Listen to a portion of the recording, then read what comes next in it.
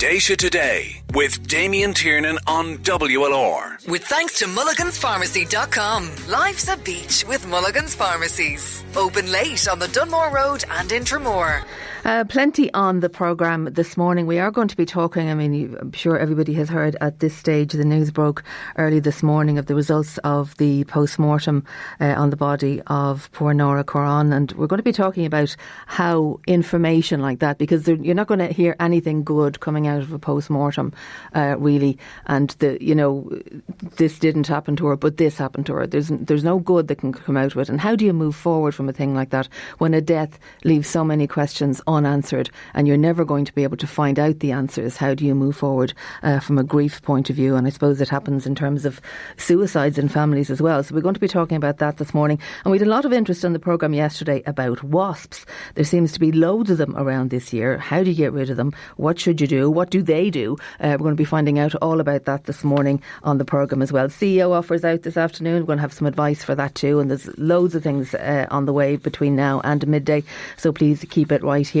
But we're going to talk about something now which I think has kind of caught a lot of people by surprise, really. I have in studio with me John Cummins, Fine Gael councillor.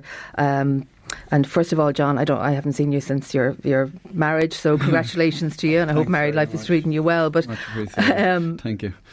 We're talking about the solar energy park, which has had its planning permission refused in the Kilbarry area. Now, everybody seemed to thought this was a done deal. What's happened?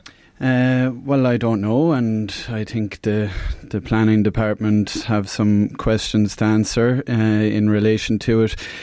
This was a plan for a solar energy park, basically to provide energy to all of the homes that are going to be built in the Kilbarry land bank over the next number of years, 373 of which have permission already. And it was a fantastic concept, in my opinion, that the new owners of those houses will essentially have, low to zero energy bills, which would obviously generate, it ticked every box. It ticked every box. They had, preliminary agreements in place with lending institutions that would allow people to borrow more on the back of having no energy bills. And obviously that was going to generate more money into the local economy as well.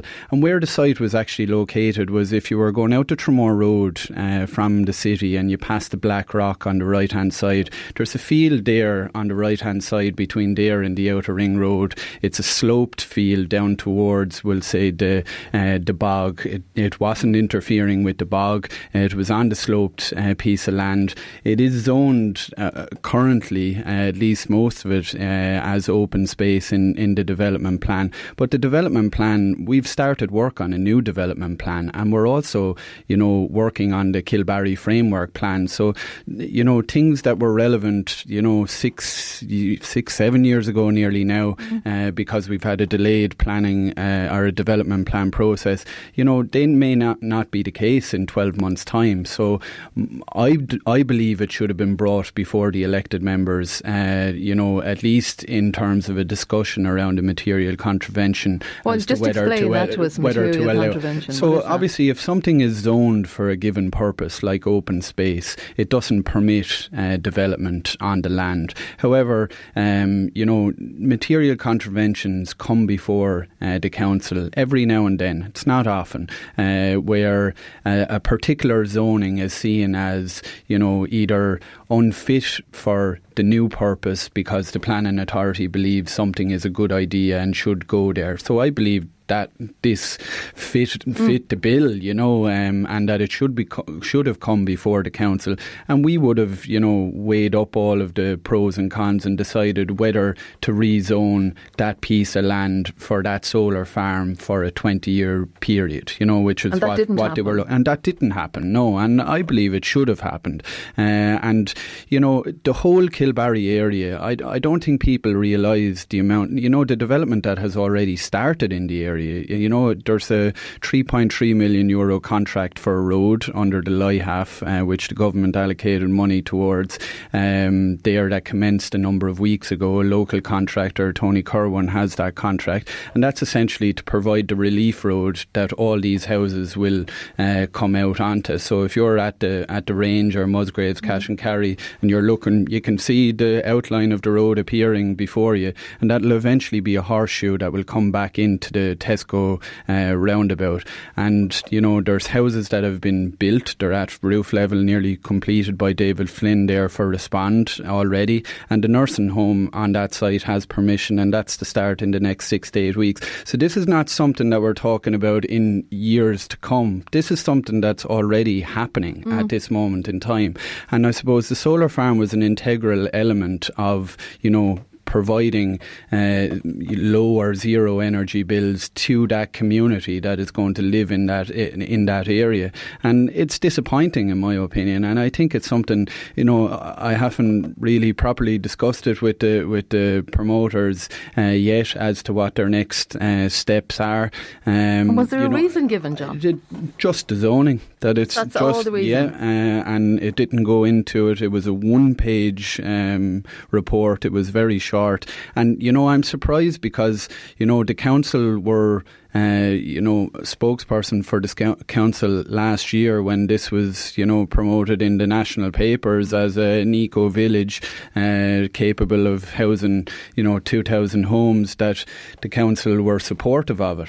And then suddenly, you know, like it ticks all the boxes. It does. The whole green element of it is something to be absolutely highlighted. And you knew what it was owned before everybody started talking so positively about it. Yes. Did nobody go, hang on a minute now, this is in a different zone, so we might have... Did anyone say that? Did anyone raise any red flag at all? No, I wouldn't have been privy to the discussions that, you know, the developers would have had with the planners, but my understanding is they weren't led to believe that there was any issue at any time in the process. I could be corrected. But, you know, I think the promoters have, you know, they've done a good job in terms of engaging the locals in the area. You know, when I canvassed that area during the local elections, you know, there wasn't major reservations raised in relation to the solar farm. People were curious as to exactly where its location was, whether it would be seen from the Lacken Road, which it wouldn't, because it was in the dip, so to speak, down to the Tramore Road. And some people were actually querying whether their existing homes could feed into the solar farm, and my understanding is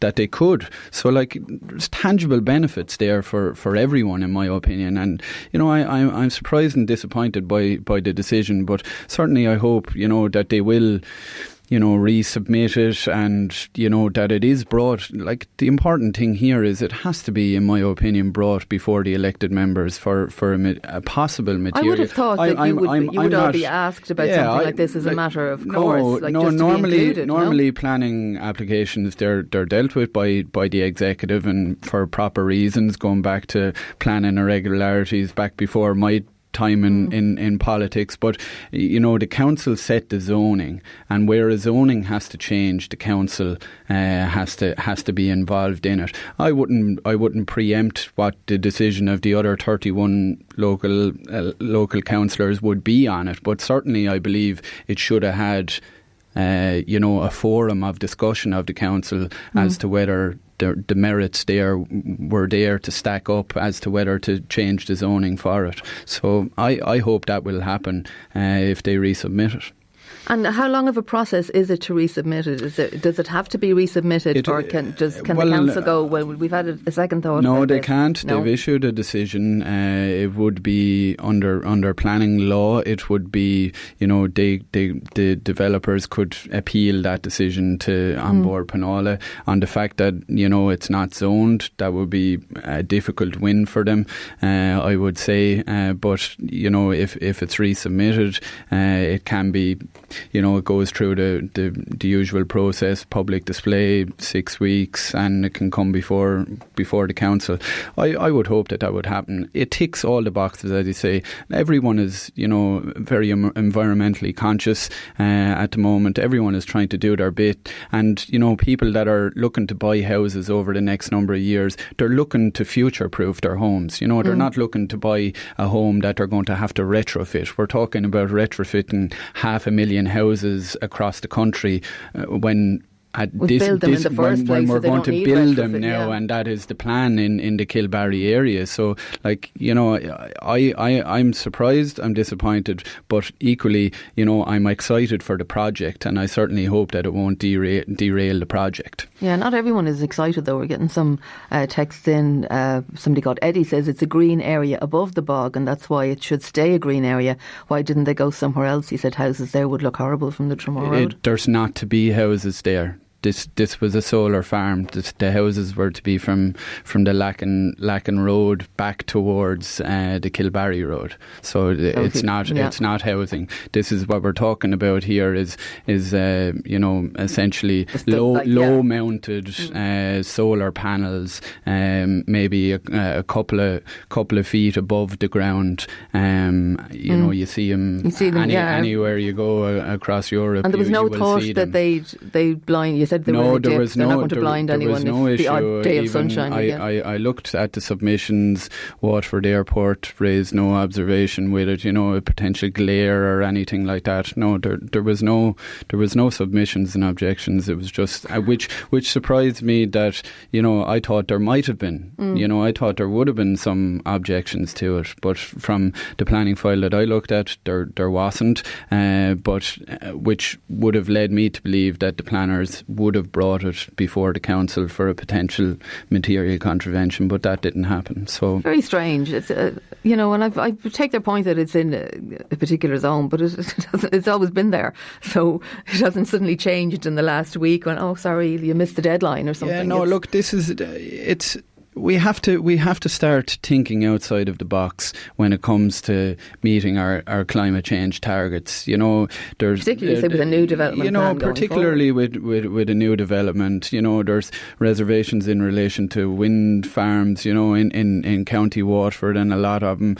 justifiable. But in terms of this is solar energy. And this is it's not just sunlight. You hear some people saying, why would we have solar farms in Ireland? It's not actually about the sun, it's about the light, and the light generates the energy, which will provide low or no energy bills. I know certainly as someone who would potentially buy a house, I would like low or no energy bills into the future, and that's what this development aims to achieve. Marion says it's a disappointing decision for the Kilbarry area, which could do with the facelift anyway, and with this being so energy efficient, etc. Surely common sense should have prevailed. And she says hopefully the development won't be put off for good. I hope not also. As I said, they do have planning permission for 373 houses. They are to go on to the road that is currently being constructed, and the nursing home is to start in the next number of weeks, and there's 69 practically built already. So look, I hope it doesn't, but there's obviously a wider plan for significant number of more houses in that area. Why can't you rezone it? It's simple for such a thing that ticks every other box, and this is the only thing that's against it, that for the future, say going forward, that the green aspect and the eco aspect would nearly trump everything else. And why? I don't know the answer to that, and you'll have to get in an official from the council, but certainly from my side of the fence, I'm with you. I totally understand what you're saying. I don't understand the logic of it either. Or at least provide some sort of an explanation other than the zoning. Why was that? Look, I won't dismiss zoning. Zoning is very important, and normally in the course of a development plan, it's developed every 5 years, and the councillors will, zone a particular area for residential, for open space, for community use, for, office accommodation, etc. And by and large, they are stringently stuck to. This is technically still going to be an open space. That's my point. It's a bit of a grey area. Like, it's not houses being built on it. It's true. It's not a commercial development being built on it. It's a fair technically, point. it's still they're in a dip. They won't even be seen from the road. The thing will probably look pretty much the same. So what's the big drama? Well, it's a fair point. Yes, nothing is being built. As far as I understand the technology, they're mounted on frames and can be removed at any point. I think they were looking for a 15 or a 20-year permission for it. Yeah, I don't know.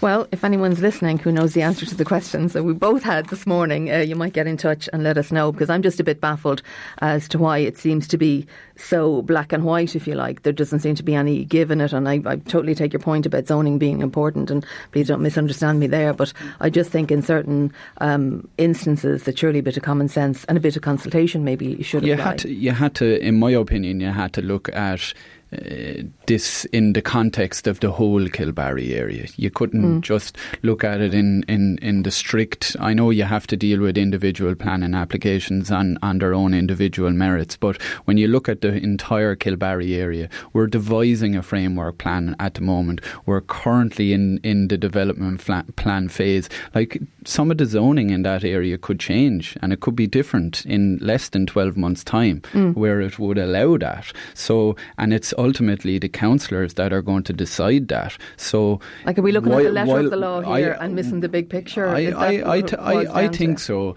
And because the councillors are going to be, deciding the zoning in less than 12 months' time for that going forward, I think we should have been involved in that process for now, because, as I said, it could change in time. So what good are you if they don't consult you on things? Like, what's your thoughts on this? You're in that area. What do you think, John? What's your thoughts on it? Do you think it's good for the place? Do you think it's bad for the place? Just, they don't have to say, well, John says so we have to do it, but just get an opinion on what the feel for the local the elected representatives are. Yeah, certainly, and in my opinion, the electoral South representatives, there's 6 of us in that area.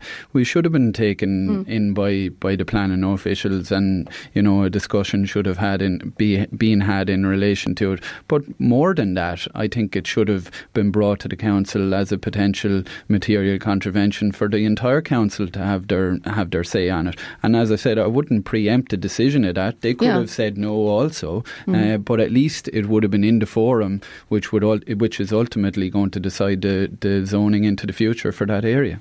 Okay, thanks, John. Obviously, anyone involved in that decision who'd like to give us the reason why, because there's 2 sides to every story always, let's have your thoughts on it, and you can get in touch, and you are more than welcome to come on and give your side of it if you want to. And if you've any comment on this, then it's 083 3333 975 via text. You can use WhatsApp, or you can call 051 846 123. Thanks very much to John Cummins, Fine Gael councillor, and I'll be back with more after these. Déise Today with Damien Tiernan on WLR. With thanks to Mulligan's. Did you know you can collect your Blue Club points online? See mulliganspharmacy.com. You are welcome back to the programme now. There's lots of reaction coming into my discussion there with John Cummins, and I'll bring some of those comments to you in a moment. But I have to talk next to Anne Scully, who's a manager of the Waterford Rape and Sexual Abuse Centre. Now, the reason that I'm going to be talking to Anne is that opera star Placido Domingo, he's the latest celebrity to sort of come under the metoo spotlight, for want of a better word.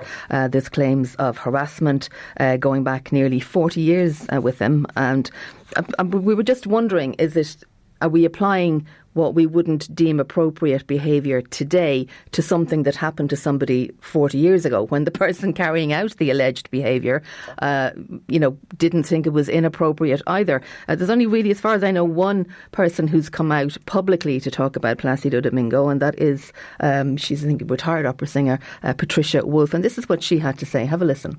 When someone comes this close and kind of smiles in a wry smile and says, "Do you have to go home?" I think that was pretty clear. There were no misconceptions in my mind. He did not touch me. He did not, he would shake my hand or, hello, but he did not put his hands on me. But I was extremely uncomfortable. Well, I knew I wasn't the sole person. I knew that it had gone on in many places. I had heard that it had gone on in many, many companies, in many big houses. Did I speak to any women that had trouble with him? No, I didn't. And I think primarily because this was my first big house, whereas the houses that he frequented were always big. So maybe it's that I was new to that level of the art. Oh, it was harassment. Absolutely. Absolutely. I have no doubt that it was harassment. I was there. I was being harassed. That's what Patricia Wolfe has to say. And Anne Scully, as I said, manager of the Waterford Rape and Sexual Abuse Centre, is on the line now. You're very welcome back to the programme, Anne. Thank you very much, Maria. The issue I have with this is, she said that the Placido Domingo's behaviour made her feel very, very uncomfortable. Mm-hmm. I'm probably a bit old school about this, but in my opinion, somebody who fancies you that you don't fancy making passes at you doesn't make anyone ever feel comfortable. No, but I think there are levels of discomfort, Maria. And I think in this instance, Placido Domingo was a man with a lot of power in the circles that he moved in and in the what she called houses that they both worked in.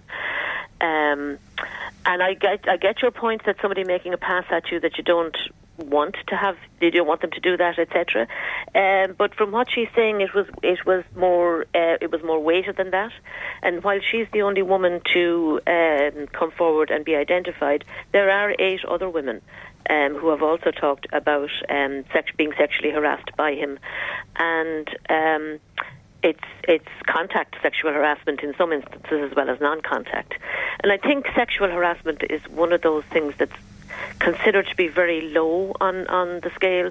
That sure, what of it, and it's not anything serious. And sure, if you don't like them, just say so. But unfortunately, in some of those instances, the person who is doing the harassing doesn't back off. And sexual harassment can have a huge effect on people. It can make them feel very vulnerable, particularly if they're in a situation where they think it's going to affect their working situation, in whether it's in terms of getting more work, whether it's in terms of being part of a team in work. So I'm not entirely surprised. I think there are a lot more powerful men out there. I think there are also a lot of men who are not celebrities, where women have been able to come forward in the wake of the metoo movement to speak up about what they have suffered over the years. But does it seem sort of inherently unfair to you, though, Anne, in that there's several houses have cancelled concerts that Placido Domingo was due to appear in? Now, he hasn't been found guilty of anything. Mm-hmm. And this is something that always annoys me about these things, that all it takes is an accusation by somebody, and then somebody's entire career can be turned upside down. Okay, I don't think his entire career has been turned upside down. I'm not talking about him specifically, but in some cases. Yeah, I mean, look at the reputation of Leon Britton and Ted Heath in the UK with the false allegation against them. Yeah, and I absolutely, I understand that. But I think in this instance, which is what, it's not just one accusation, it's more than one accusation. I think also that the situation we're in, Maria, is where we've really just started to talk about this in this way. Because for years, any kind of sexual harassment and indeed sexual abuse or sexual violence of any kind wasn't talked about and was taboo and was somehow considered to be something that wasn't brought out into the air of public discussion. Which was very wrong.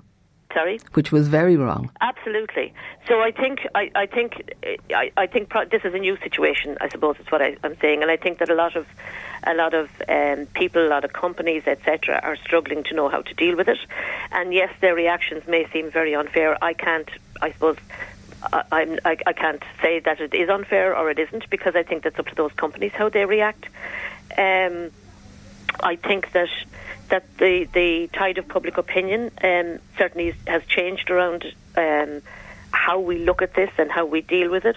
And I think that we're going through a period, I suppose the sharp end of the wedge where everything is being negotiated and figuring out how to deal with it. But I don't think that anybody comes... I know there have been some false accusations, but the vast majority of them are not. And I think that needs to be taken into account as well. That needs to be taken into consideration. These are women who have never had a forum. They have never been listened to. They didn't talk about it because the unspoken message was that you didn't, because it wasn't important. You put up with it. You got on with it. This was part of the working environment, maybe. Now, for a lot of women, it was also part of their home environment, etc. So I think that it's very important that it all be aired, and I think that we're working our way through it. It is a fine line, though, isn't it, between saying to victims, we believe you, which is very important, but also going, we have to kind of establish the facts of something here before we publicly pillory somebody. Well, okay, I suppose from where I'm coming from, Maria, yes, we believe everybody who comes in here and tells us what they have gone through, and that's a given for us. And the bit about proving it as facts, the thing about sexual harassment or sexual abuse of any kind is that the vast majority of the time it happens when there isn't anybody else around. And part of that is because that's how the abusers get away with it. Because if nobody else sees, then it's one person's word against another, and they are manipulative enough and skilled enough to know that. So, but is that not a huge assumption? Like, is that not a huge? Is it somebody who just is very clumsy in making a pass at somebody in different times and is, you know, a bit lechy and a bit leery? Is that not a huge assumption to attribute sort of malicious intent to them? From where I'm coming from, Maria, no, I don't think so. And I suppose I'm coming from a very particular situation in all of this, where we work with people right through from sexual harassment right through to people who obviously have suffered rape and maybe child sexual abuse for years. So I would say, no, it's not a huge assumption. I think it's a very difficult thing to come forward and say. I've seen how difficult it is for people. I've seen the results of people maybe even going through a legal process, and the very small percentages of people who get to prove that, and I'm using the word prove in a legal sense in a court of law.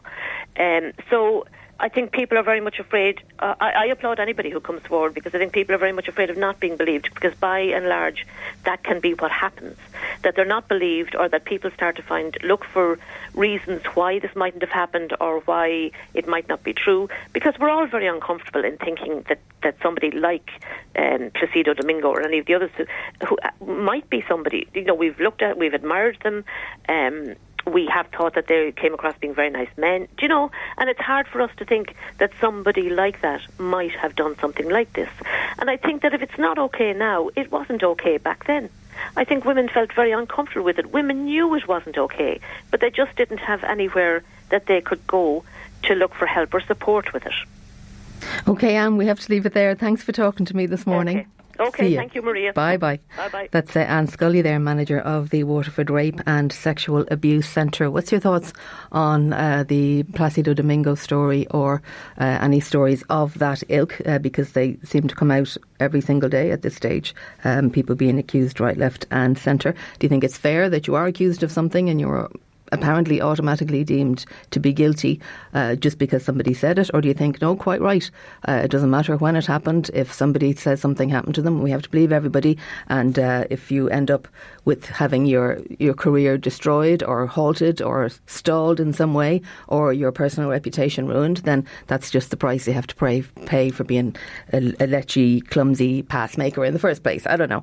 083 3333 975 for your texts, or 051 846 123 for your phone calls. Back after these. Déise Today with Damien Tiernan on WLR. With thanks to Mulligan's. Did you know you can collect your Blue Club points online? See mulliganspharmacy.com. You are welcome back to the programme. This texter says Waterford, we're living in the Stone Age, and can you ask John what's happening with Watch Park? He's gone from the studio now. I didn't get a chance to ask him that, but he wasn't here for another reason. And they wonder why Waterford gets left behind, is Brendan's comment to the whole planning permission being refused for the solar energy I don't know, field, whatever you call it, plot that was going to be there. Nicholas says the green areas are there for a reason, and without them there would be no habitat for wildlife. It's a green area because of the bog. Those solar panels are an eyesore. But for a start, my understanding is from what John had to say, you wouldn't see them from anywhere unless you were up above them. And secondly, if anyone's going to be building any kind of an eco-community, an eco-village, you'd imagine that they would have any sort of habitat protection and worry about damage to the environment pretty much at the forefront of what they're going to do. Mary, on the other hand, says this climate change is riddled with hypocrisy, given we've tens of thousands of aircraft daily in our skies. I suppose the elites have to travel. And somebody else says maybe this is on Placido Domingo, maybe he was checking out whether she was one of the groupie fraternity that hang around all showbiz celebrities. Well, to be fair to Patricia Wolfe there, she's adamant in what she had to say, and she's the only one who's had the balls so far to come out and say that that's how she felt, and if she felt uncomfortable, nobody can argue with her really. But I was just thinking, like, any time anyone I didn't fancy ever fancied me, that made me uncomfortable as well. I don't know. Now, wasps. Yeah, we were talking about wasps yesterday on the programme. Somebody having a problem with wasps. They were all around the garden, and how do you get rid of them? And so we thought we'd explore this a little more, because there was huge reaction to the whole subject of wasps. So I have on the line Dr. Tomas Murray, who's ecologist at the National Biodiversity Data Centre based at Carriganore. You're very welcome to the programme, Dr. Murray. Hi, Maria. Thank you very much for having us on this morning. No bother. Now, is there more wasps around this year than there usually is, or is that just people's assumptions? It's the very honest answer is we don't know, but this is the time of year when you get an awful lot of wasps flying. It's part of their natural life cycle, but there's no systematic studies of wasps in Ireland. So year to year, we actually really have no idea of how their populations are changing. And are they, first of all, they always seem to be really angry, wasps. Like, wasps seem to be hell-bent on hurting us, but they probably aren't. No, they're not. Again, if you think maybe a month ago, there was actually far more wasps flying in our landscape than there is right now. But what they were doing a month ago was they're effectively fantastic predators. So, of course, like right now we see them as pests, but they're actually brilliant pest controllers because they consume huge amounts of other insects, particularly ones that we aren't fans of. So any gardeners, you don't like greenfly, you don't like aphids, well, one of the top predators of them are actually wasps. There's a whole variety of other sort of more pest species of moth, and also in terms of flies. There's an awful lot of flies that are consumed by wasps too. So a month ago, they were just doing that. They're in our hedgerows, uplands, across our fields, just doing that job, nowhere near us. But what's happened, and happens every single year, around this time of year, their mother, the queen of the nest, dies. And when there's no more eggs, there's no more little larvae to feed all these insects to. And what used to happen, again, the little wasp would go out, grab their insect, bring it back and feed it to one of their little sisters, one of these little larvae. The little sister then would exude a really sweet saliva and droplet. And it's like a reward. So the wasp goes, oh, great, right, they'll go back out, kill another insect, bring it back, and I keep getting this reward. Once mum dies, no more eggs, no more larvae, but you have this workforce now hanging around who still are looking for that sweet reward. And guess what they do? That's when they come out looking at our food, at our picnics. You're sitting down having a barbecue, and it's all over your food. So they're now looking for that kick again, that addition that they would have gotten from the larvae. But it just shows they're actually in their decline right now. This is the end of their cycle. And we often hear about... There's actually more of them, but not now. There's actually slightly less, but they're all over us now. They're really apparent. We're the end of the food chain for them, aren't we? Oh, pretty much. Yeah. God help them. No wonder they're dying. And the idea that if they're dying, that they're more dangerous. People say this about bees and anything like that, that its sting is more dangerous if it's dying. Is this true in terms of wasps? No, it's not. And it's actually, this is the frustration a little bit. Like everybody's been stung by wasps, and I think a lot of us were stung when we were kids, and that's stayed with us our whole lives, and we've ended up really disliking them. Whereas bees at the moment, okay, people are still a little bit afraid of bees, but people have a great affection towards them because they know that they visit flowers and they pollinate and they provide so much of our food. So people have an affection for bees overall, even though they mightn't like them on them. Whereas wasps, people forget that actually they do a great job of actually killing loads of other insects. And I would argue maybe even be one of our top predators in Ireland, even though we don't see that, but they actually consume huge amounts of other insects. So we don't really see their value, but it's the wasps that are around us the whole time. So they're not more aggressive, but because they're physically on us or near our food, the chances of getting stung by a wasp are far higher. They're actually not more aggressive than bees. If anything, they really don't care about that there's a human just sitting there. They're literally on your place. They're completely unafraid of us in that sense. Because they're a bit brazen, aren't they? It's more that. It's more that. It's not that they're trying to be aggressive. We interpret it as aggression because we know they can sting us, but actually they don't care about us.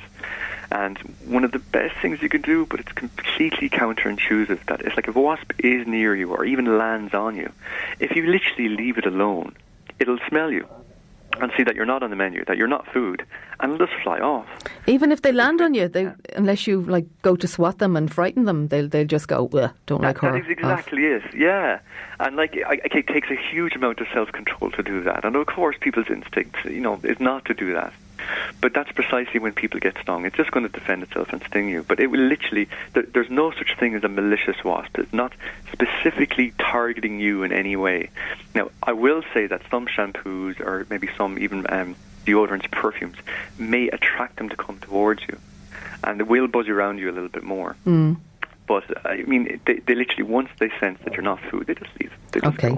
We've established that they're wonderful, harmless little beings just intent on going out, doing their own thing, and we just happen to get in our way. But if people maybe have children, they have a nest nearby, are you allowed to disturb a nest? Should you disturb a nest? What's the advice there, Tomas? Yeah, bluntly, yes, of course, because if you're beside a nest, that's when they're going to defend their nest.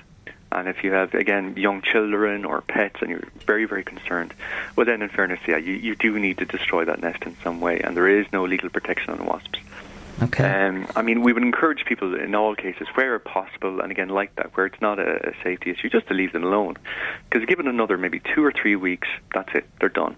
But you don't bash the nest with a hurley or nothing stupid like that, do you? Well, if you're incredibly brave and are wearing protective gear, by all means. But no. In general, that's when you call out a professional pest controller, or even a sympathetic beekeeper maybe would come out before you move it on. Okay. Like at this time of year, if you think they've already done their job at this time of year of rearing the next sort of queens and males, so in terms of a negative impact on wasp populations, actually removing a nest right now wouldn't have an enormous impact. But earlier on in the year, if it does need to get done, you do need to remove them. And final quick question for you, Tomas: will they come back to that nest next year, or will they go and build a new one somewhere else? Very rarely. Diseases and quite a lot of fungi will build up in the nest over the year. And so they're unlikely to go back to the same one. They want to go to a nice, new, clean sort of nest cavity. I feel sorry for them now. Oh, no, people are frightened, and we completely understand that. But just as long as everybody remembers that they actually do huge amounts of sort of pest control themselves, even though we see them as pests. Okay, thanks very much for your time this morning. No See problem. you, bye-bye. Thank you very much. That's Dr. Tomas Murray there, ecologist at the National Biodiversity Data Centre. They're based at Carriganore. Hope that deals with the wasp situation for you. And I'll be back with more for you after these. Déise Today with Damien Tiernan on WLR. With thanks to mulliganspharmacy.com. Life's a beach with Mulligan's Pharmacies. Open late on the Dunmore Road and in Tramore. You are welcome back to the programme now. We know we don't get a whole lot of sun in this country really, but pity the poor people in Donegal, because it's been found that scientists testing their vitamin D levels found they initially thought that their equipment was something wrong with their equipment because of the very high percentage of people with low levels of vitamin D. And could that happen to everyone? Because we're not sort of encouraged to go out in the sun and do anything like that now. But how do you know if you have any sort of a vitamin deficiency like that? Paul Kenny is a Tramore-based pharmacist with Haven Kenny's Pharmacy at Elm Park and also Branch Road in Tramore. You're very welcome to the programme, Paul. Thanks, Maria. Good to talk to you. No bother. Now, first of all, where do we get the vitamin D from in the first place in an ideal world? In an ideal world, our body makes it. So that we all have skin receptors that are stimulated by sunshine, and that is essential for a chemical reaction to happen in the body that then leads on to you making your vitamin D.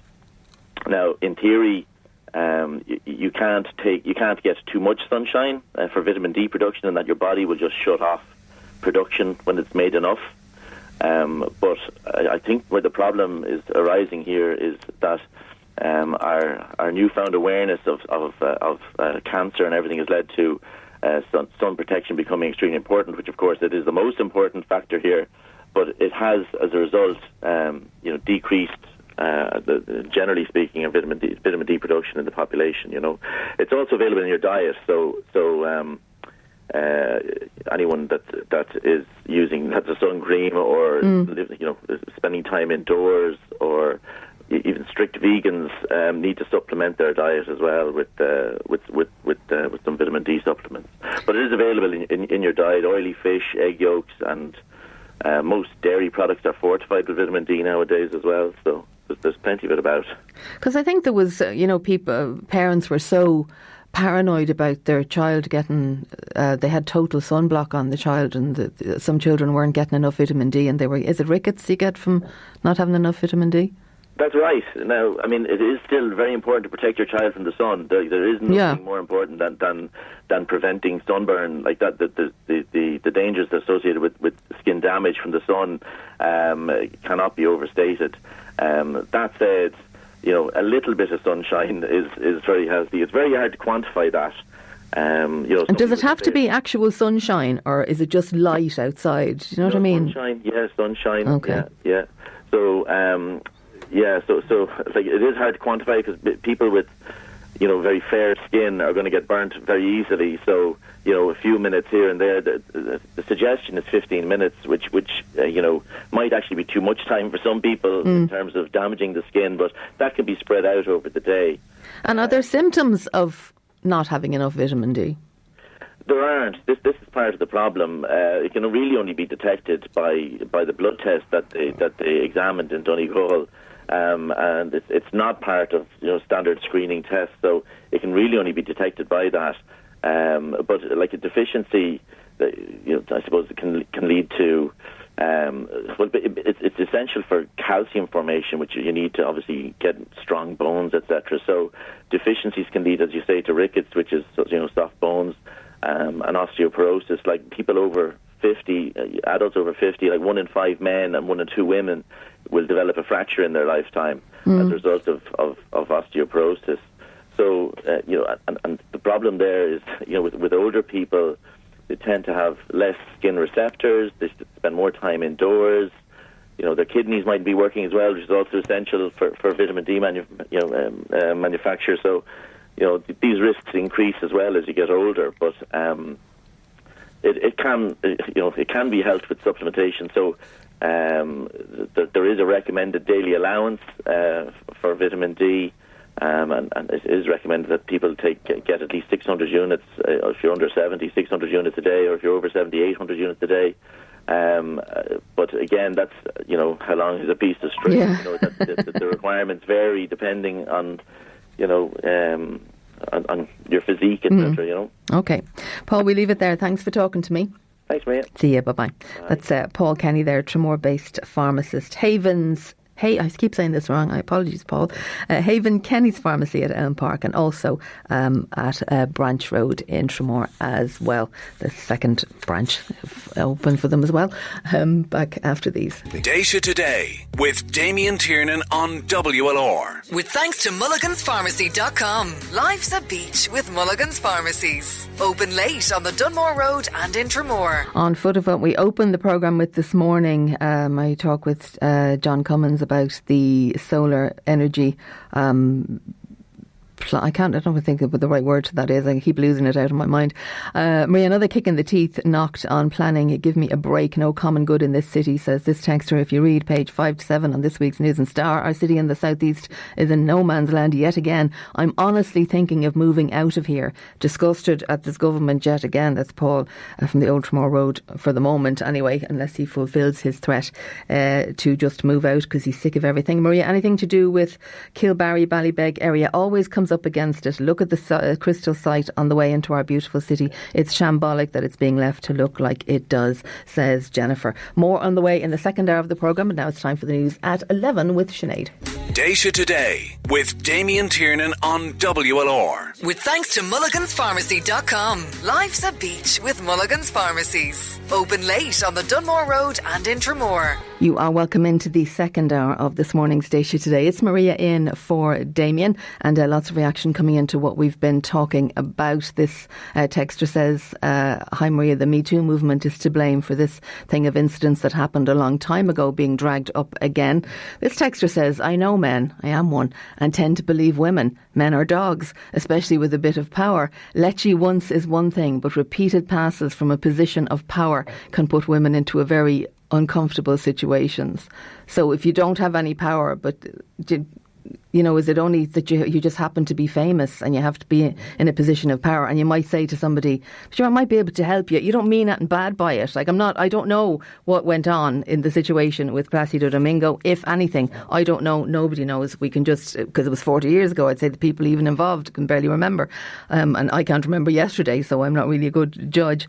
But if you don't mean by saying that, if you're nice to me, I'll give you a job.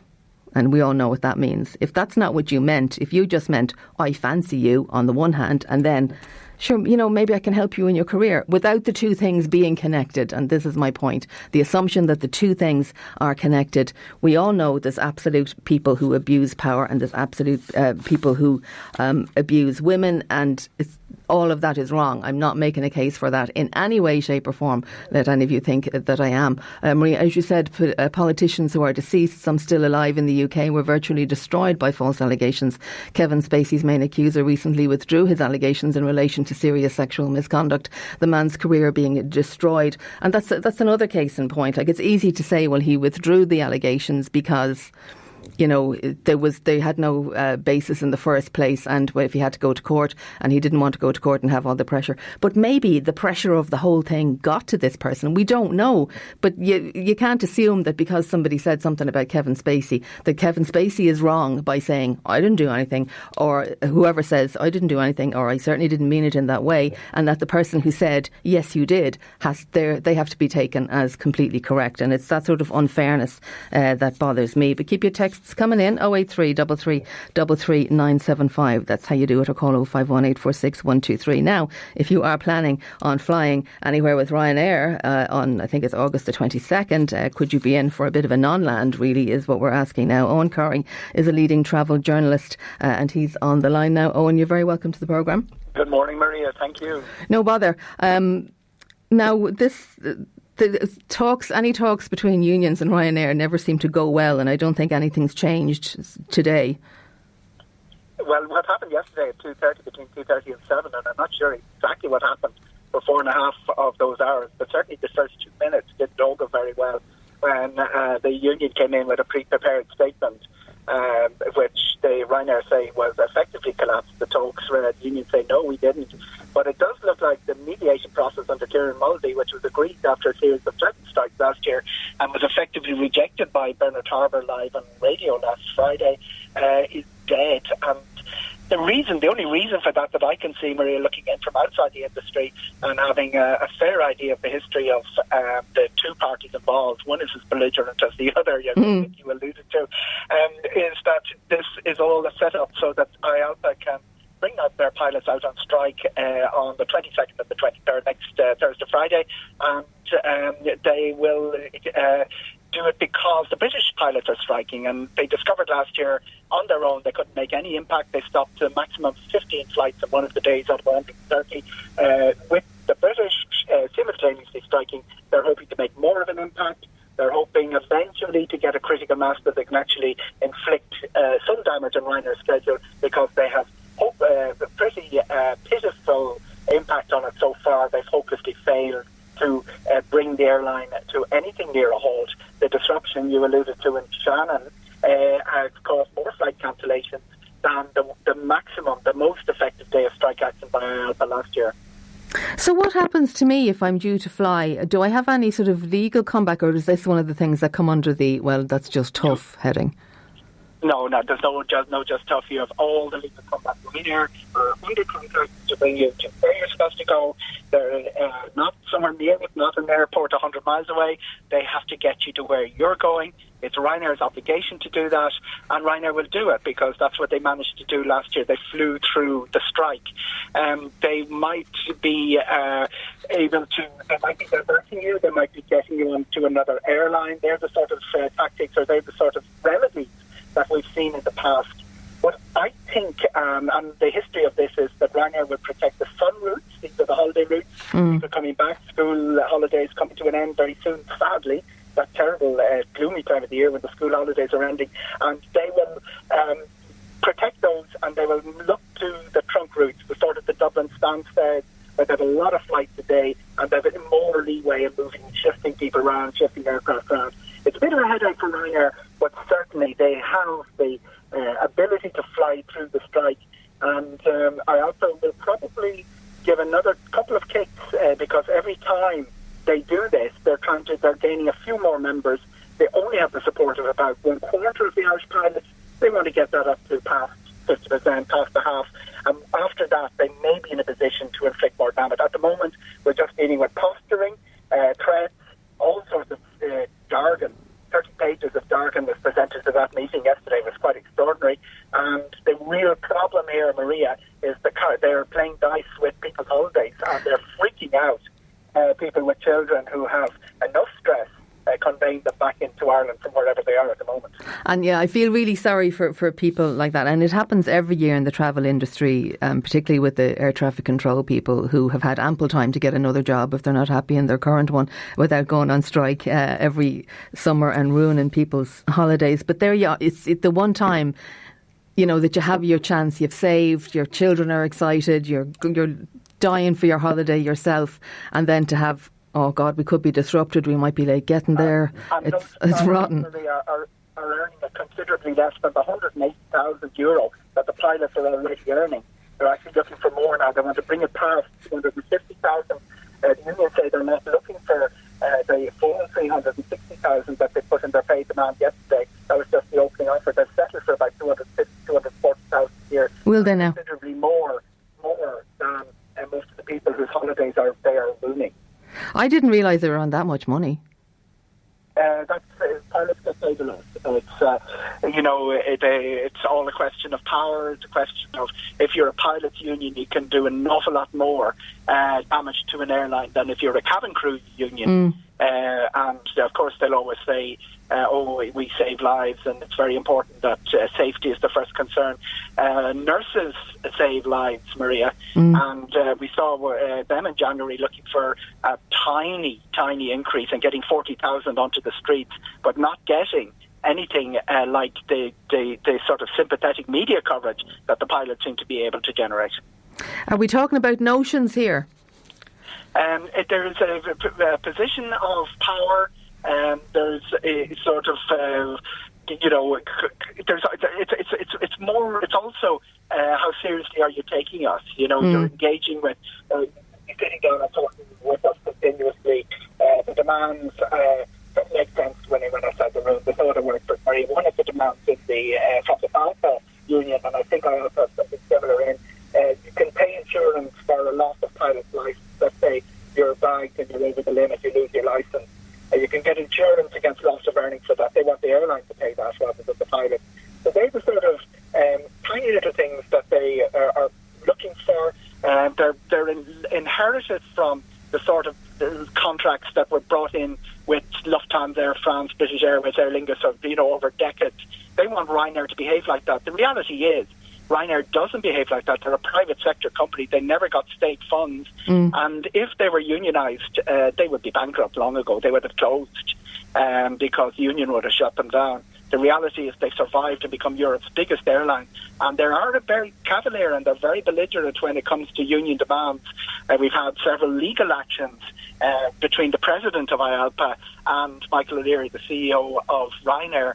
And when you have that level of animus It resembles a junior hurling match on a Tuesday night where there was a row 20 years ago that nobody can remember, and it all goes pear-shaped about 4 minutes after throw-in. That's the sort of scenario we're dealing with. I'm trivialising it a little bit, but I don't see anything in Ryanair, in IALPA's position, which legitimises the amount of stress they're causing with people's holidays. Well, if they manage to get the court of public opinion siding with Ryanair, they'll have really shot themselves in the foot. That is some achievement. I never thought of that, Maria. Public opinion siding with Ryanair. That is something I didn't expect. Well, we all flock to get on their flights while complaining about them. We're hilarious. Maybe Waterford winning the All-Ireland in football would happen before that. So potentially on these two dates, your Ryanair flight could be affected, like flights from Cork, Dublin, all airports. Yeah. Okay. Ryanair went down with the intention to say your flight has been cancelled.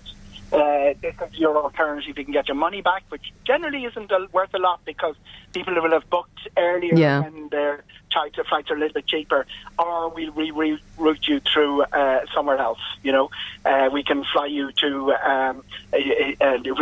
Madrid and down to wherever you're supposed to go. But it won't tend to be Spain and Portugal. It'll tend to be Europe. It'll tend to be the German routes, the British routes, the Northern European routes, because they will. The history is they protect the sun route. They put the priority, as is right, with the agitated mother with teenage children and small toddlers who have to be brought home. They will get, as is right in the world, priority from Ryanair. The other guys flying to Edinburgh, Manchester, places like that, will probably get an alternative flight or be diverted through somewhere else. Okay, Eoghan, thanks a million for talking to me. Thank you, Marie. Always See you. Bye-bye. That's Eoghan Corry there, is a leading travel journalist. So fingers crossed for anybody heading away that you won't have your holiday disrupted by this action. I certainly didn't realise there weren't that much money. Did you? 083 333 975. That is how you get in touch with the programme. You can call 051 846 123. Back after these. Déise Today with Damien Tiernan on WLR. With thanks to Mulligan's. Did you know you can collect your Blue Club points online? See mulliganspharmacy.com. You are welcome back to the programme. Now, we heard the very distressing news of the post-mortem on Nora Quoirin this morning. The news broke early this morning, and as I was saying at the start of the programme, there's rarely any good answers that come from things like this in a situation like this. So what her family had to hear was that she had internal gastric bleeding, and that caused her death 2 to 3 days before she was found, and this was due to either starvation or extreme stress. There doesn't seem to be any evidence of foul play, and they don't seem to think that she was raped, which, there is nothing good. Thanks be to God that she wasn't raped, but you're now telling me that she died of starvation and she was so stressed that she had some kind of gastric bleed. It's absolutely horrendous. And how do you cope with that? How do you cope with those unanswered questions? How do you cope with never knowing what happened and not being able to get those answers? How can you move forward? Are you always going to be anchored in that grief? And I suppose the same would apply to anybody maybe who's somebody in their family died by suicide, the same sort of thing. Why? Why didn't I notice? Why didn't I see? Questions that you're never going to get the answer to. Dr. Teresa Graham is a Tramore-based psychologist and is on the line now. You're very welcome back to the programme, Teresa. Hello, Maria. How are you? I'm good, thanks. I can't even begin to try and put myself in the position that Nora Quoirin's family are. And as I said, there was nothing they were going to be told that was going to make them feel any better. No, there isn't really, and your heart just goes out to them, the family, in this situation, because to say that it's not easy is a total understatement. The difficulty that they're faced with, because grief at any time of losing a child is really hard. That's a hard thing to accept. It's a really hard thing to manage. But everybody responds in a different way, and I think this is one of what causes difficulty in relationships afterwards, that everybody takes the grief and they handle it in an individual way, really based on their previous experience, how resilient they are, how good their social supports are, and again, what meaning they can take out of it. And out of this, there is very little. And there's bound to be a lot of anger. You know, what happened, who did it, whose fault is it, if we had done this, we had done that, you know, if they had moved quicker, because obviously what they're saying is that she was alive for quite a few days. So why wasn't she found? So there's going to be what we call complicated grief, that there's a grief at the loss of a child. You know, this lovely child that they had for 15 years and how they loved her and what she meant in their family. And the place that she filled, there is going to be a Nora-shaped hole in that family forever. But then the whole circumstances around it, as they are complicating it, because it's not just grieving the loss, it's anger and questions, and as you said, questions that may never be answered. So how do we do this? How do you handle this? Now, some people go numb for a while, and they sort of put it aside, I can't deal with it. Some people go on medication, which has the same effect, that it numbs you. But eventually, you have to face it, that this is the reality and this person is lost. And people handle that then by telling themselves different stories. People of faith tell themselves stories about we'll see her again in the afterlife and God has some plan for us. And other people of faith get really angry against God and they say, you know, if there is this loving fatherly God that I've always believed in, how did he allow this to happen? So again, there can be different reactions. And I suppose if you can see anything positive in anything like this, if you look at, you know, what's happened in the past, when children who died from different causes, a lot of parents have handled that grief by setting up charities, by setting up campaigns in order to help other people in the same situation. And even now what will kick into place is that there is a charity which helps families bring somebody who has died abroad back home. And that charity happened in response to their son dying, I think it was in Australia. So they set up a charity to help other people. And that seems to help handle the grief, that at least we're remembering, and, you know, to put her name on the charity, that has been done in a lot of cases. That seems to help people to handle it. At least her death wasn't in vain. Look, that this good has come of it. But for a lot of people, they never get over, you know, people saying, you know, so there is no such thing as closure. There is hopefully in years to come an ability to live with it, but to always have this grief. And I liken it to a wound that you get scar tissue over, so that it never goes away. You're always reminded when you touch that scar, you're always reminded of the grief, the horrible shock, the trauma, but that you have learned actually to live other parts of your life alongside that. But this family, that's a long way in the future. Oh, yeah. And they have a lot of difficulty to go through. And they are getting support from all over the world. That helps. Family support helps. The strength of this family is strong in itself.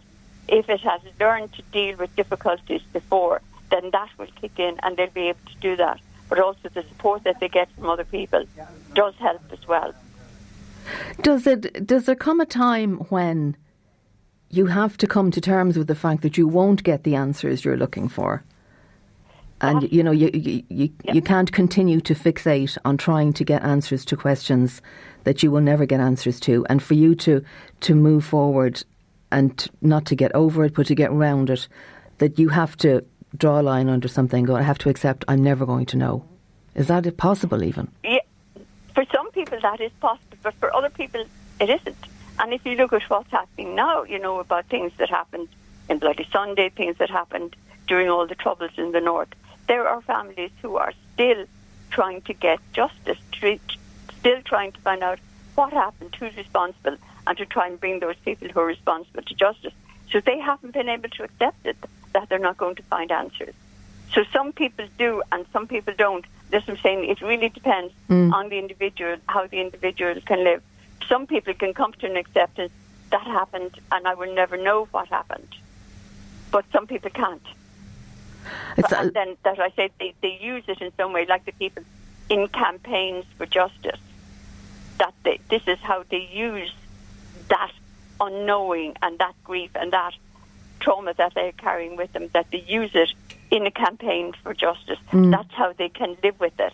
But for other people, they can't come to a kind of a serenity. And then, as I say, it depends on their belief system. So my belief system would be that in this world there are absolutely beautiful things. There's really joy and excitement and beauty. But in this world, there is also tragedy. So, that you live with the two things. I'm always full of admiration for people who are able to, as you said, set up a foundation or set up some kind of a charity to honour their dead loved one, to have that strength and to have that, we want to be of assistance to other people who ever find themselves in our situation, to have that, to be able to think like that at a time when you're so badly damaged with grief yourself. I think that's incredible. I'm always full of admiration for people like that. And that helps them to keep that person alive.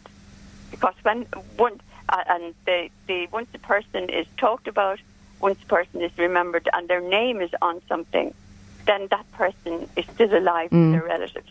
So and that gives a meaning to the loss for them. Okay, we leave it there, Teresa. Thanks very much for your time as always. You're welcome, Maria. See you. Bye-bye.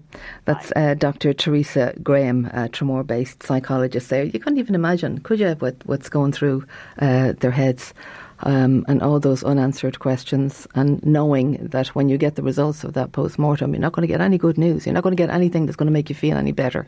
You're not going to get anything that's going to bring you any comfort, really, because certainly what they heard wouldn't bring anybody comfort, no more than what they didn't hear wouldn't comfort them either, I can tell you. Now, I need to take another break. 083 33 975 051 846 123. Back after these. Déise Today with Damien Tiernan on WLR. With thanks to Mulligan's. Did you know you can collect your Blue Club points online? See mulliganspharmacy.com. You are welcome back to the programme. Now, is Ireland a racist country? We didn't get to this yesterday due to circumstances beyond our control, but are we really the country of Céad Míle Fáilte if you come to live here, particularly if you look different? The Immigration Council of Ireland thinks we need a national action plan to deal with racism. Its CEO, Brian Cllr, is on the line. Brian, good morning. Good morning. Why do you feel the need for this national response to racism? Well, we've been working on the issue of racism for a number of years, both in terms of supporting people who experience it and looking as well at the kind of national level responses to it. I think the best way to describe our approach to racism in Ireland to date is that it's been very informal. We don't have a comprehensive national plan on how to respond to racism and all the kind of places that it manifests and all the instances that come up. And we've been calling for a renewal of the National Action Plan on Racism, which expired in 2008. So we haven't actually had a plan since then. We haven't had a national level approach. And I think what's happened is that things have changed around us. If you look around Ireland and look at the type of things that are being experienced in other countries where racism has come to the forefront, we need to plan for that. We need to make sure that we're actually responding and ready for the fact that racism, unfortunately, is coming to the fore again. And it does exist in Ireland, and we need to respond to it appropriately. But is it not sort of counterproductive in a way to buy into the idea of racism? Because, and let me explain what I mean by that.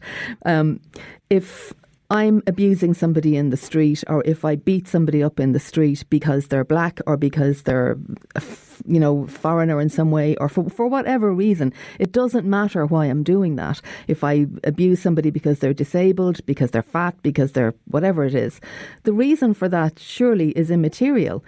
The wrong is that I'm doing it in the first place, regardless of the reason. So are we not playing into that race is in some way something that has to be highlighted and is different by bringing in a strategy like this, if you see the point I'm trying to make?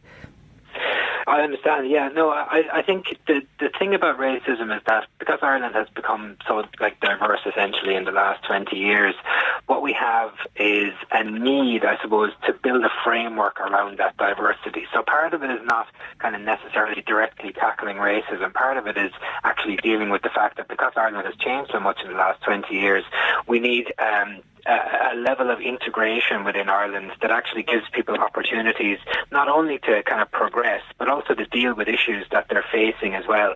And the issue of racism is a very particular issue that somebody from a migrant background or somebody from a different ethnic minority background may face. I understand what you mean in terms of like, taking it out as a separate issue and identifying it in some way kind of might give it a prominence that maybe necessarily it doesn't deserve.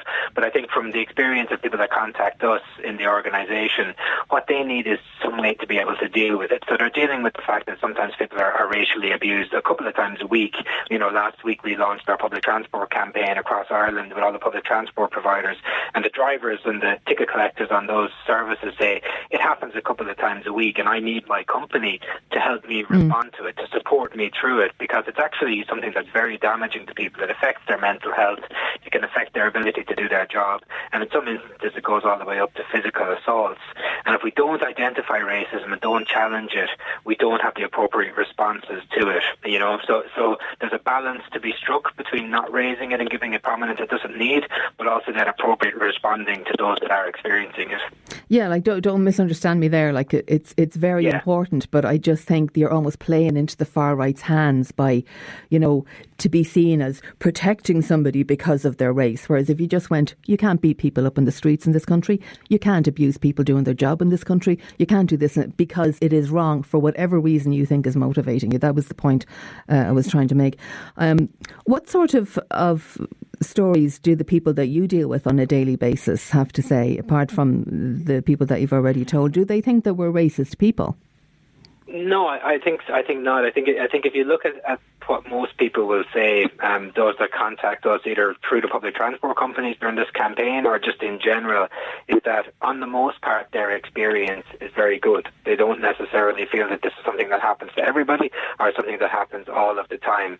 But when it does happen, then it takes on a new shade. It takes on a new kind of character to their experience, because it goes from everywhere from verbal kind of things, somebody saying something to you on the street, which can be viewed as being low level, but if it's something that happens to you every week for a number of weeks, you kind of go, Jesus, something is going on here, something a little bit, this is not tolerable.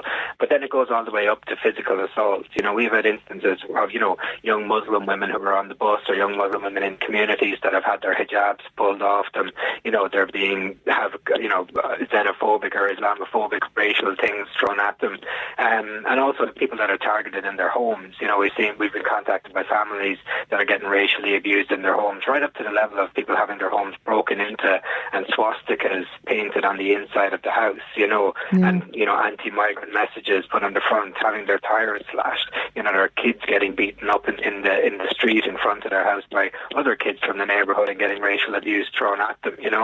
So when it does manifest, it can be of the most serious kind, and for that reason, it's something that needs an appropriate response, because yes, it is crime in the general sense, it is negative behaviour in the general sense, but because of its particular character and the particular impact it would have on somebody, it's really important that we deal with it. It's really important that we have a sensible, sane national conversation about it and about how to address it.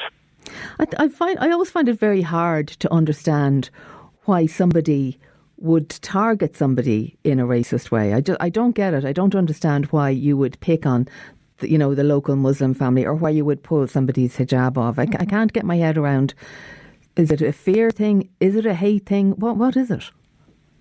I think it's a mix. Essentially it's one of those things where you would say sometimes maybe young people in particular might just pick the visible thing about somebody that makes them different, that allows them some opportunity to target them. So like you said, it might be the same as targeting somebody because they're a woman, or targeting somebody because they're wearing glasses, or whatever it might be.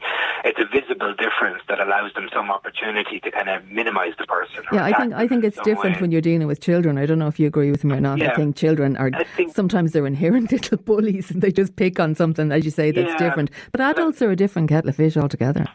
Yeah, and I think often the type of stuff that comes from children is actually informed as well by maybe what they're hearing at home in some circumstances.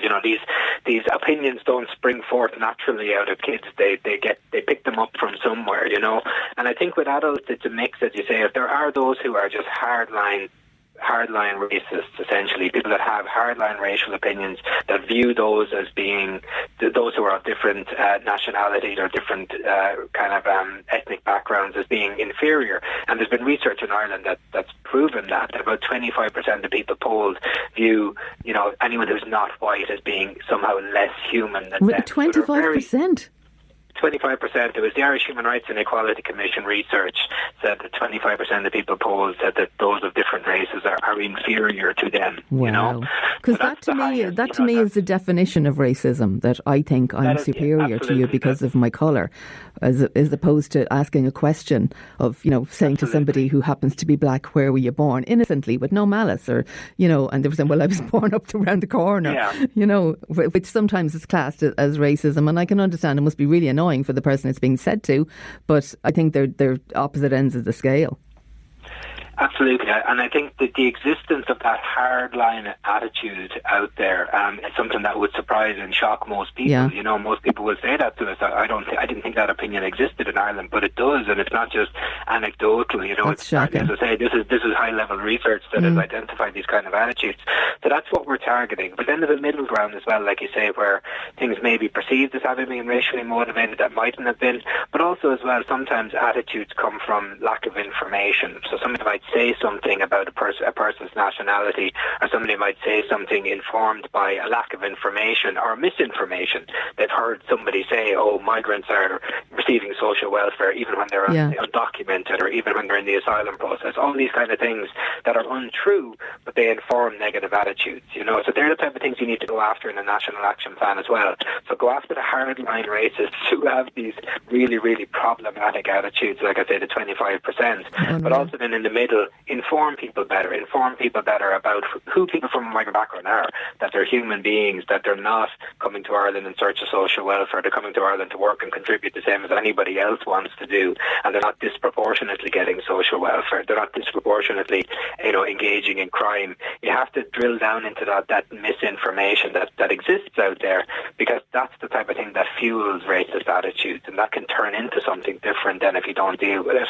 So that's why we're calling for a national action plan that not only looks at the very hardline attitudes, but also looks to inform people better about diversity in Ireland, what it actually looks like and what it means. OK, we leave it there. Brian Cllr, CEO of the Immigrant Council of Ireland. Thanks very much for talking to me. Thank you. These are the days of our lives. The Days of Our Lives on WLR. Brought to you by Home Instead Senior Care Waterford, helping seniors stay at home and maintain their independence. Homeinstead.ie. We pass it every day, tucked away in a small lane off Georgia Street here in Waterford City. A small church with a big history. I refer to St Patrick's Church. It predates the Roman Catholic Church by 50 years. Registers from St Patrick's reveal the links between Waterford and Newfoundland, when in the mid-1700s, hundreds of young men and women attracted by high wages in the land of the fish. That's Newfoundland, or as we're called in Irish, Tollivaniask. Most of these only went out for the fishing season, that is 2 summers and the immediate winter. However, many of them settled there for life. Soon a religious difficulty arose. A local variant of the penal laws was introduced, whereby churches could be built and people were allowed to worship as they wished, but no Catholic priest was allowed to land on the colony. The result was that the Irish colonists had to send their children back to Ireland for baptism. Similarly, those who married had to return to Ireland for nuptial blessings and formal renewal of consent. During the month of October 1752, for example, 4 baptisms from Newfoundland children were registered in St Patrick's here in Waterford. On December 1765, 4 children of Henry Jean and Mary Sullivan of Newfoundland were baptised in Waterford. A marriage entry in St Patrick's Register went as follows: Robin Holly and Jane Brothers, married about 3 years ago in Newfoundland, according to the custom of the place, renewed and ratified their consent here today in the presence of William Brothers and Catherine Brothers. Waterford, November the 29th, 1762, and the officiating priest was John St Ledger. An interesting fact is that most of the parish priests, including the founder of St Patrick's, that was John St Ledger, are buried in the Protestant St Patrick's on Patrick Street. John St Ledger's Our tomb is just inside the gateway of the passageway, and you can go in there and see it any day you like. Talk to you soon. The Days of Our Lives on WLR. Brought to you by Home Instead Senior Care Waterford. Celebrating 10 years of providing leading home care for Waterford seniors. Homeinstead.ie. Déise Today with Damien Tiernan on WLR. With thanks to mulliganspharmacy.com. Life's a beach with Mulligan's Pharmacies. Open late on the Dunmore Road and in Tramore. You are welcome back to the programme now. It is the day that the CAO offers a come out. So if you have any advice for you, we have Beatrice Dooley, who's president of the Institute of Guidance Counsellors on the line. You're very welcome to the programme, Beatrice. Thank you, Maria. How are you today? I'm good, thanks. Thankfully, not waiting for any CAO offers. It's a big moment. What's your main advice for people, for students at this time? Well, I suppose it's a bit like the day that the results come out for the National Leaving Cert. So I say connect in with your friends and your teachers, your guidance counsellors, and get support from those people and advice as well. Anybody who has concerns about the results or questions can link in with the helpline. There's a dedicated helpline sponsored by the Irish Independent and the National Parents Post-Primary Council. So the number for that is 1-800-265-165. And that helpline is open this week and again next week. So what happens today if somebody doesn't get the information that they were hoping to get? Okay, so the good news is there are lots of options available to students. So if they don't get the results or the offer, the CAO offer that they're hoping for today, what they can do is they can have a little look at the available places, and the available places open on the 20th of August. And every Monday for every week for the next couple of weeks, there'll be new offers coming out on available places. The other option is round 2 of CAO, which opens on the 28th of August. It's a very, very tight turnaround this year, Maria. They've got until the 30th to respond to the round 2 offers. Other options, if they're not happy with the results, they can go in and view their scripts. They can, if they have concerns or questions about what they see and the marking, the way the marks have been added up, or if some section hasn't been marked, they can then go and make an appeal. Other options, there are so many options. I could spend a day talking about options. There are PLC options, which are post-leaving cert courses, and there's 30,000 of those right throughout the country at the moment. Go onto the website. This is best.ie to have a look at the PLC courses. They're a good bridge between leaving cert and college, or lead directly into employment. Another option is private colleges, like Griffith College up here in Dublin. They're also in Cork and Galway. So private colleges, they're fee-paying, don't qualify for grants, but the points tend to be lower, and they're direct entry this time of year. They can study abroad. Have a look at UCAS in the UK, or Unicas for other destinations in Europe. They can take a gap year. There's a website called irishgapyear.ie or habitatireland.ie and have a look at the options. Work abroad, get some work experience, work in your transversal skills. Another excellent option is an apprenticeship. And we have at the moment 52 different disciplines represented in apprenticeships, with 27 new apprenticeships incorporating finance, accounting, hospitality, ICT, auctioneering, food, a huge range of apprenticeships where they're earning as they learn, and they get experience on the job with their employer, and a level 6 to 9 on the NFQ. So a lot of options here. And just hopefully you'll be working in an area that you actually enjoy, because you have to go to it every day. Absolutely. Like, we spend most of our working hours, our waking hours at work. Yeah. So it's very, very important to like to do, and I agree with you. So if you don't like what you've been offered on the CAO, don't despair. There are an awful lot of other options out there. And if all of those options, if they sound new to you or overwhelming, go in and make an appointment with your guidance counsellor, or ring up the helpline and get some advice from one of the qualified guidance counsellors manning that helpline. That's 1-800-265-165. That's right. Okay. Beatrice, thanks for talking to me. You're very welcome, Maria. See you. Bye-bye. That's Beatrice Dooley there, President of the Institute of Guidance Counsellors, and the best of luck to everybody who's eagerly awaiting those offers. Excuse me. Some more comments to bring to you now. By the way, were you shocked? Because I was very shocked when I was talking to Brian Cllr there. The 25% of people think that if they're white, they're superior to somebody because they're white. I was actually stunned by that it was such a high amount of number, because as I said to him, that's the definition of racism to me, is that you think you're superior to somebody because you're white, and it just seems to be generally that it's a white thing. But I was shocked that it was 25%. I mean, that's absolutely huge. Some black people in this country can be just as racist as whites and Hispanics. I've had at least 2 experiences, says this texter, where black people insulted me and a friend because they couldn't get their own way. They think our laws don't apply to them, says Porrick. And finally, on the situation with the metoo movement, I think Christine says, Maria, I wouldn't call a man making a suggestion to a woman sexual harassment. I think that comes into play when it persists, when it's made clear that it's unwanted. If a man takes no for an answer, I don't think there's any harm done. We can't accuse everyone who makes us feel uncomfortable. Thanks to Christine for that. And somebody else says, well, it's never right for any fellow to abuse a woman or anyone in any way. It should be remembered that there are many false claims made against men which ruins their lives. We also must remember that there are many men abused by women, but many of these men never let it be known, because apart from a small few, because of a stigma that is out there, most men don't talk about such things. And I suppose my point is that if you have to believe a woman who says something happened to her, should you not have to believe a man who says, I didn't do it? Is that not the epitome of fairness, I suppose? But it's not a situation we're going to sort out today, because the show's over.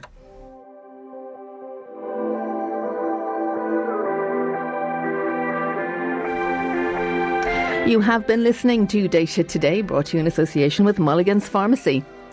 The programme is produced by Jennifer Long, as always. The broadcast assistant is Aisling Boland. Thanks to both of them for their help today, and also to Audrey, who was on the phones. Andy Mack is standing by. He has some great tunes for you between just after the news at midday, so keep it right here and enjoy the rest of your Thursday. Talk to you. Bye-bye.